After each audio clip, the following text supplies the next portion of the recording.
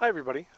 This section is about simple random sampling, and so the objectives in this section then will just be one, to obtain a simple random sample. And so random sampling is the process of using chance to select individuals from a population to be included in a sample. So the idea is basically you want to make the drawing of the sample or the collection of the sample as random as possible, so you don't introduce any bias um, in the sample.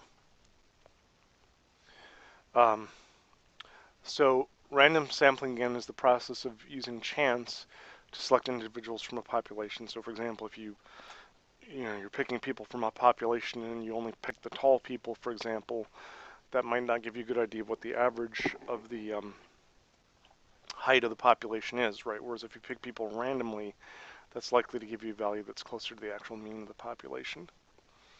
Um, So a sample of size n from a population of size capital N is obtained. So we're going to call the size of the population capital N, the size of the sample that you're drawing from the population small n, is obtained through a simple random sampling of every possible sample of size n has an equally likely chance of occurring. So in other words, you have an equally likely chance of collecting, selecting people of multiple heights, for example, no matter what sample you draw.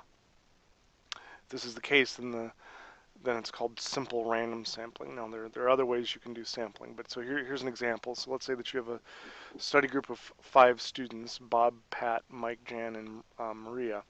And so two of the students must go to the board to demonstrate a homework problem. List all the possible samples of size 2 without replacement. So here's all the possible combinations of 2 people here. Um,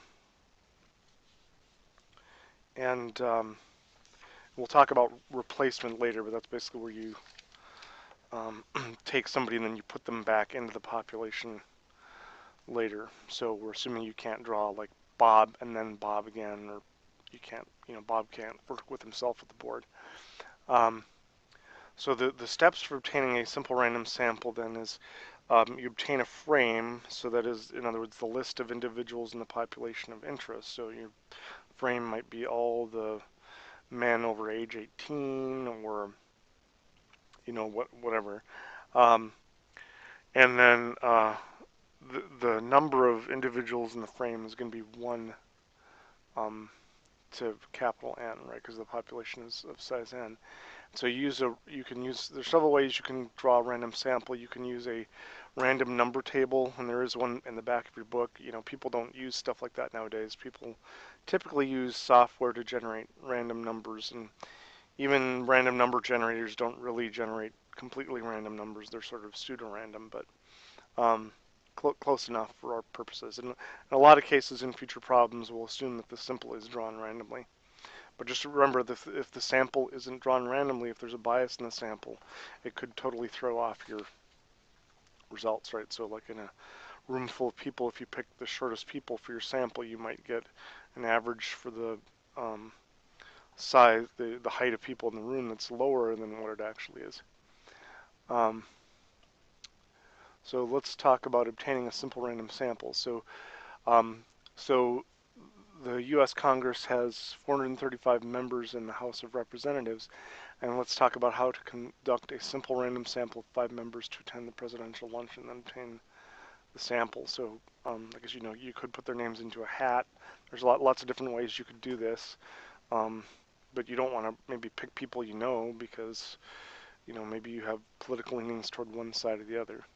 But you could put the numbers in alphabetical order and number them from 1 to 435, and then randomly select 5 numbers using a random number generator, right? So if you're using a calculator or something, you'll have to set what's known as the seed value. That's sort of the value you start with. So like I said, even random number generators aren't completely random because you have to start with some number and then there's some algorithm that's run a lot of times based on the time and the calculator. But again, I'm not going to have you guys do this on an exam or anything, so you don't really have to worry about that. But so you match the generated random numbers to the corresponding representatives. And again, there is that simple random number table in the back of your book. I think it's the first table in your book. If you have trouble using that, let me know. I know that is kind of hard to use. Um, but if you run into any problems with that, just let me know when you're doing the homework. But I don't think I'm going to have you guys do anything with that on the actual exam anyway. So, okay, so hopefully that makes sense. If you guys have questions about anything, don't be afraid to contact me right away. And in section 1.4, we'll look at other effective sampling methods.